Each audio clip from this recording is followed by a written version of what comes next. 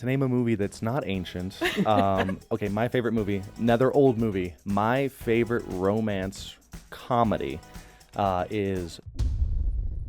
What? Yeah, that's my favorite movie of all time, actually. What? You are kidding. I am not. Are you going to start singing?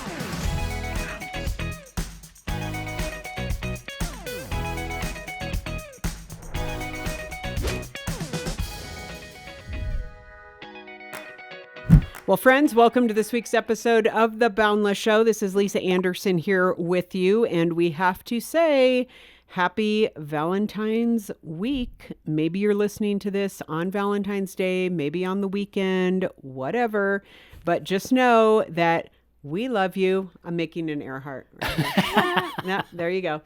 Okay, here we are for our roundtable. Keeping the Valentine's theme, we have assembled a super gaggle of rom-com and romance fans, including Ryan, Chloe, and Paul. Welcome, you guys. Hey. Howdy, Lisa. Glad to be here. All right.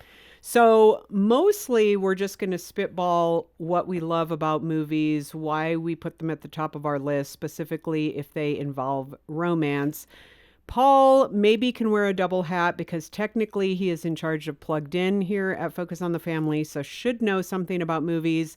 But depending on what opinions he gives about movies, I'm either going to shut him down or let him talk. So I'm just sitting gonna... right beside you, so you can reach over and slap me. I'll just be like, Paul, no, you're done. Okay? You're done. You done. You disagreed with me, so no longer, no longer. So, no, but this is going to be fun. So the first thing I want to ask you guys in light of this is, what would you say qualifies as a movie that is worthy of being either anything in this category? Like, what would you say as far as like when you think of rom-com, you think of, but I also don't want to shut out more epic romances, if anyone has those to bring to the table, because those are valid as well. But what kind of puts this in a category for you, would you say? Paul, why don't you kick us off?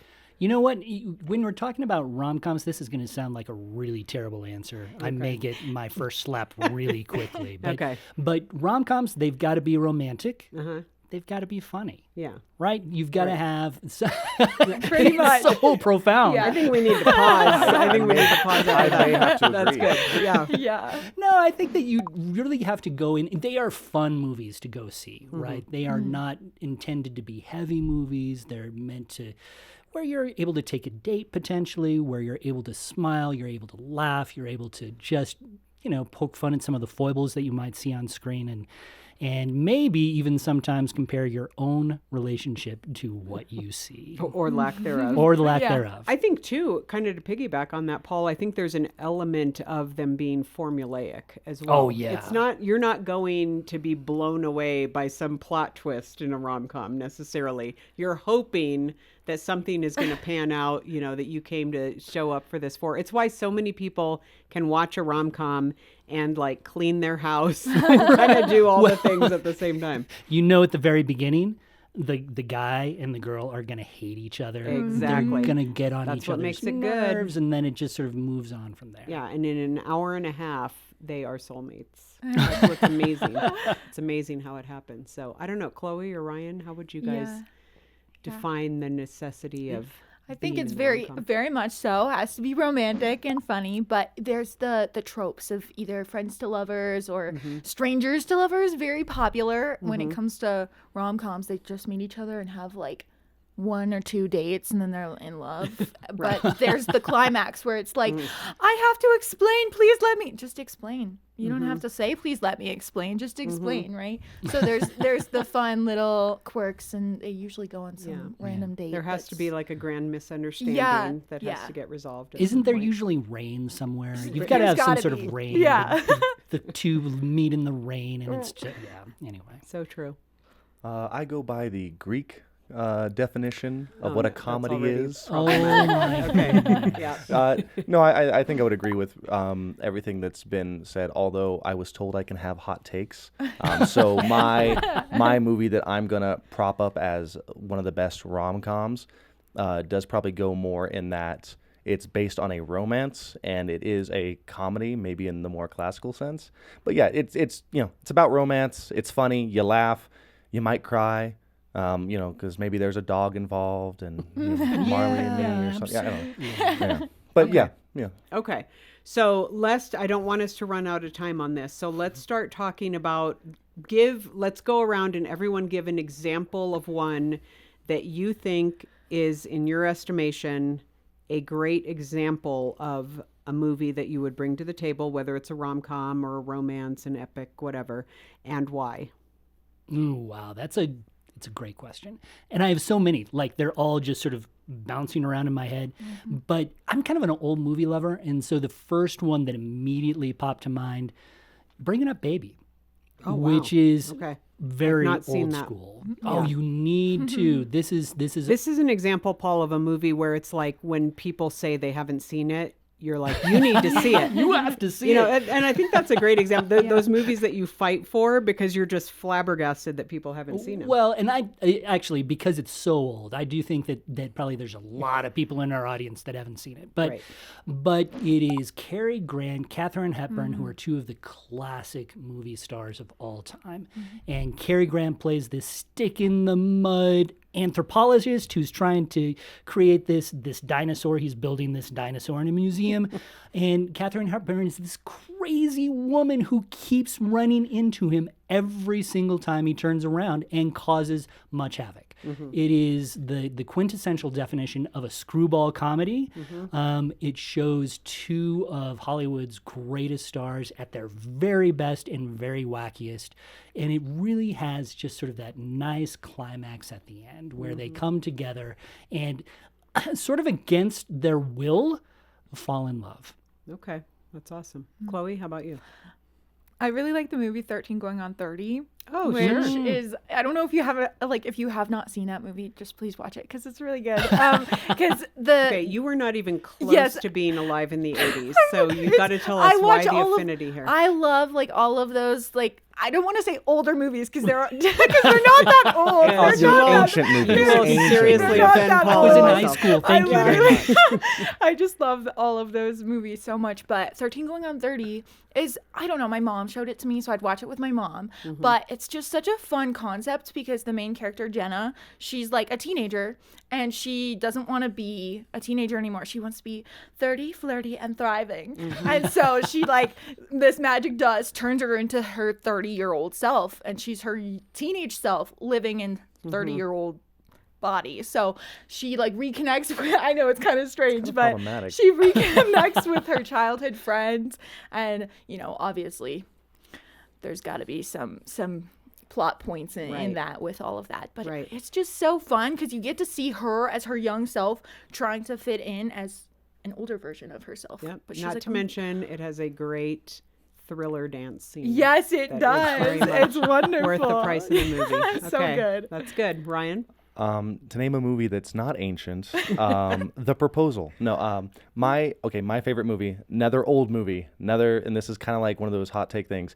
My favorite romance comedy is Man from La Mancha, 1972.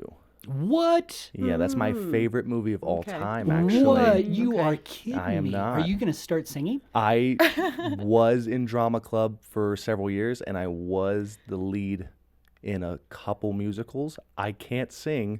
Low competition allowed that. But yeah, Man from La Mancha, 1972. It is about a crazy old man who is ridiculous in all of his ways, who has brainwashed himself in the thought process of chivalry and knights, even when knights are all dead. And he goes out, to do some quests to save this princess that he's never met. And he does all this ridiculous stuff. And he goes to this tavern bar kind of thing.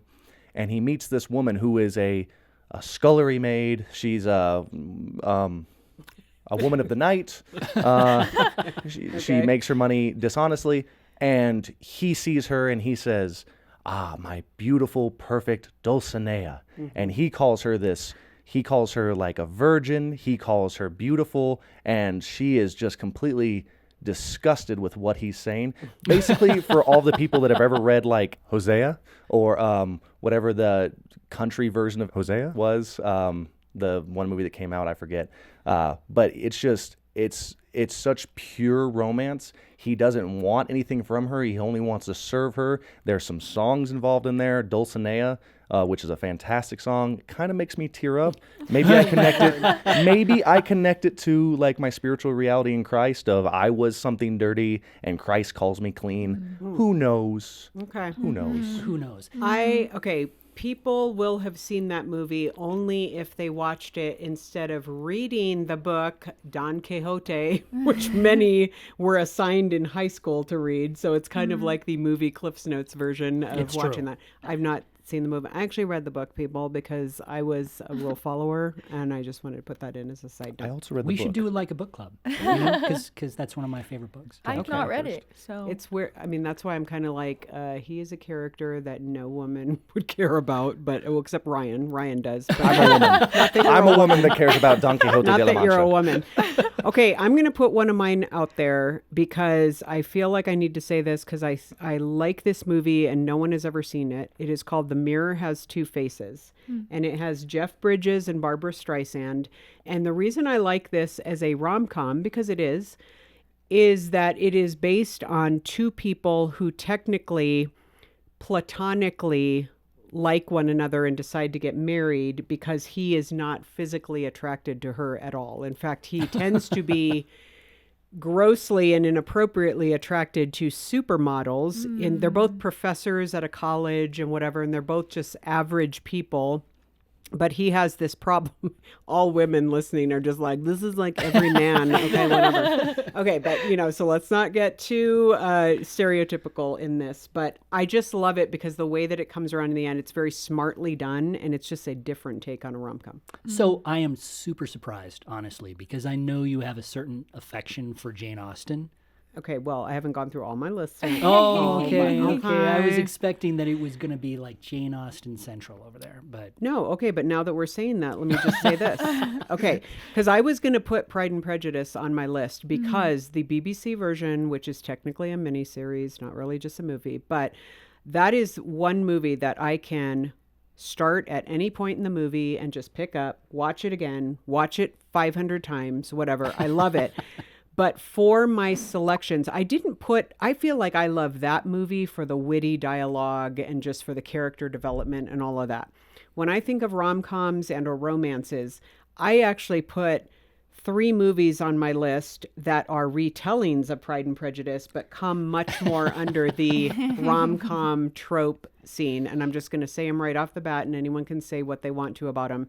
You've Got Mail, Bridget Jones's Diary, hilarious, and the oft not known about Indian version, Bollywood version, Bride and Prejudice, which is hilarious and stars Aishwarya Rai, who is probably my girl crush, like the most gorgeous woman who ever walked the earth, and I just love her. And the whole thing is a playful romp that is fun and a little bit, you have to suspend belief a little bit. So they're all Pride and Prejudice, though. wow, So, yeah. that is something else. I love them. Do you? A couple of you said, or Ryan, you said you like You've Got Mail, or what? Or I've seen it. Yeah. Okay. I listen. I grew up with a single mom. Yeah. I've had girlfriends. I have been thoroughly introduced to so many rom-coms. Okay. I didn't enjoy most of them, but that's not the point. I feel like half of them are a retelling of Pride and Prejudice. Well, like either Shop Around that the or- Corner is that same movie. Absolutely, or As You Like It. Yeah, It seems like yeah. most of the rom-coms that we see are based on those 2 templates, right? Right. And Meg Ryan, Yeah. you can't go wrong with Meg She's Ryan. been in 75% of rom-coms Yeah. before She's in 1995. Sleepless in Seattle too, right? Yeah. That's a good one. She did a lot. Okay. Any others that y'all want to offer up? Paul, I know you have more on Well, your I have list. 3 bazillion that I could talk about, but I was surprised. I really do think we talked about that just shortly before the show began. The Princess Bride, it may be the most perfect movie ever made. It's really good. Don't be wincing over there. It's really good. It's really good. We're gonna have to. Oh, what are you? It's an talking example of a about? movie ruined by the audience, but I'll leave it at that. It's too dumb for me. It's too so goofy. bad. It's so it's bad. so I good. can't even deal with the No. rodents of unusual size. Rodents and of all- unusual size. the You have the guy puns. with the 6 fingers. Horrifying. You have No. the guy in the dungeon. No, also bad. Oh, Very bad. man. I feel like I No, should walk off terrible. right now. I'm glad that you feel that way. There's like not Most a people moment love in that that movie movie. that is I'm- good. It is almost the horrible. perfect movie. No. You Oh, are, no. all three of you are wrong. The other one that I will mention, Okay, please Empire do. Strikes Back. Oh dear. What in the world? What about the? Oh, you're saying Yeah. okay. Yeah, don't you Okay. think? I mean, because you have this nice little tension between Han Solo and Princess Leia, and then they hate each other, and there's probably rain in there somewhere. And then at the end, you know, Princess Leia says, "I love you," and Han Solo says, "I know," as he's getting sucked into carbonite and freezing for the next 4 Does years take until that the for her to sequel. finally admit that. Yeah. Okay. Yeah, I think it totally qualifies, and it's quite a good movie. Okay, that is very good. That's a little out of the box, but we're gonna give it You know, to you. I try to come prepared. Okay, no, I like it. So, any other contenders you want to put out there? Can you not something from 1972? Perfect. This is actually a movie that I just unironically enjoy. Crazy Rich Asians. Oh, That's a good one. that is fun. I really enjoy that movie. That's a fun I found out that there was a book, and no one should ever read the book because it's actually horrible. So don't do that. Okay. But apparently, I really like the movie. It is great. I will say, so I've been to Singapore. It is fun to see how much of that city/country, y'all, they put into that movie. It is very fun. And I will say that movie alone, the mahjong scene is worth the price of the movie. Of how that goes down and what is accomplished in that one game and that one conversation. It's a great movie. I would have to And agree. it's colorful and it's fun and it's funny. I mean, just some of the Very comic clever. characters. Yeah. Very well done. So this brings me to kind of a little ancillary question. Is there something, because I'm actually surprised and pleased by you dudes being able to weigh in on this.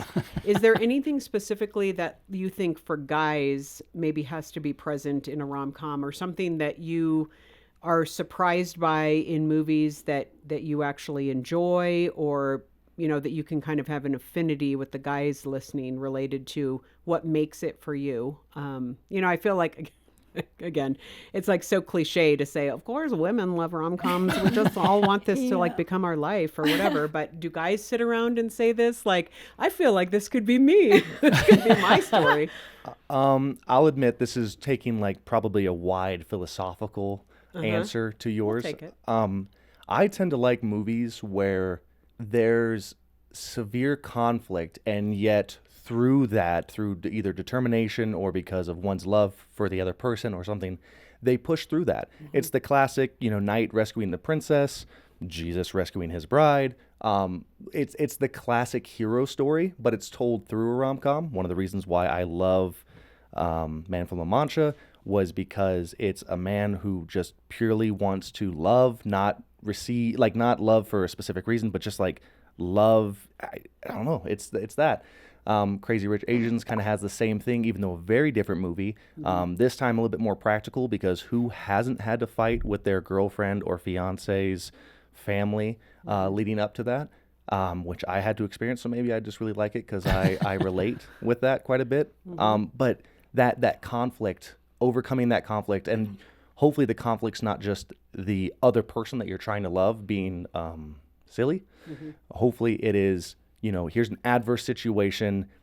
No one else would be able to overcome this, and yet here comes a hero of the story pushing through the boundaries, going after, doing the hero story. Every little boy loves that story when it's told from an action sequence. But when you see it from a rom-com perspective, it's the same hero story of overcoming adversity. It just looks very different. It's no longer a dragon. It's the mother-in-law, always is. It's no longer, you know, an army to fight. It's, you know, several miscommunications or, you know, just something. But I personally love hero stories. Yeah, yeah, and let me riff on a couple of things that answer sort of sparked in my own brain. I think that when you look at rom-coms in general, there's a certain tradition about them, right? They are traditional stories. They're filled with tropes, as we've already talked about. But there is that sense of the knight in shining armor. There is that sense of boy meets girl. There is that power of that tradition, that expression of love. And I think that does appeal to guys. I think that we like to be that person who can sometimes rescue the damsel in distress, as old-fashioned as that sounds. I think we like to be the hero in those stories, and the rom-com sort of gives you that template.